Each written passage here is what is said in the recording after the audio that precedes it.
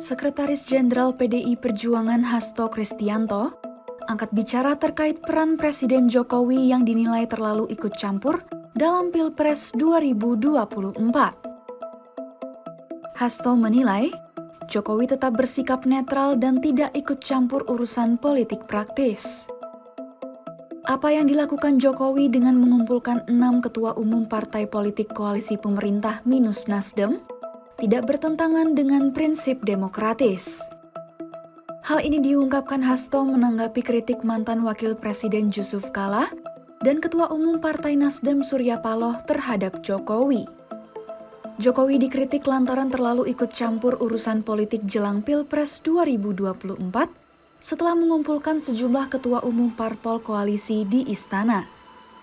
Hasto pun membela Jokowi dan menjelaskan bahwa pertemuan itu justru sama sekali tidak membicarakan Pilpres 2024. Yang disampaikan oleh Bapak Presiden Jokowi pada pertemuan dengan 6 ketua umum partai politik adalah menyampaikan suatu tantangan-tantangan yang dihadapi bangsa ini ke depan. Kan kita tidak berbicara tentang tokoh-tokoh, kita tidak berbicara tentang politik praktis, kita berbicara tentang kesinambungan kebijakan, di mana itu hal yang wajar seorang pemimpin berbicara tentang bagaimana kepemimpinan masa depan agar terjadi suatu kesinambungan. Menurut Hasto, antar pimpinan partai politik koalisi perlu kesepahaman memandang sosok pemimpin setelah Jokowi. Kendati demikian, ia menegaskan bahwa pimpinan parpol koalisi yang ikut dalam pertemuan itu juga telah sepakat untuk tidak membicarakan figur tokoh capres.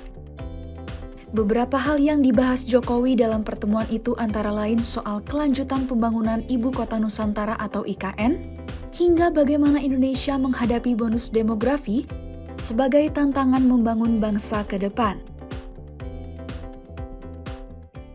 Karena kami sejak awal sudah banyak pengalaman di dalam mana membedakan urusan politik praktis, mana urusan terkait dengan kepentingan bangsa dan negara. Berbicara dengan demografi, bonus demografi, bagaimana ini memberikan suatu leverage dalam kemajuan Indonesia ke depan, itu kan merupakan suatu pembicaraan terkait dengan kepentingan bangsa dan negara.